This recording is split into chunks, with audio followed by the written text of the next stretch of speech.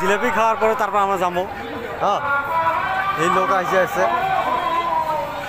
এই সব মোর খুড়া যে আছে, খুড়া জিলাপি করে আছে সব।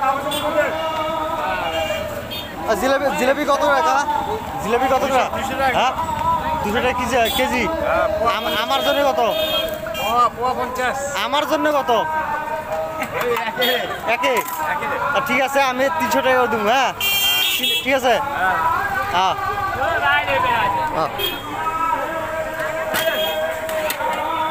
এই যে মোর খুড়া আছে, খুড়া এই ফেলা।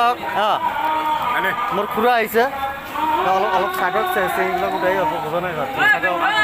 হ্যাঁ,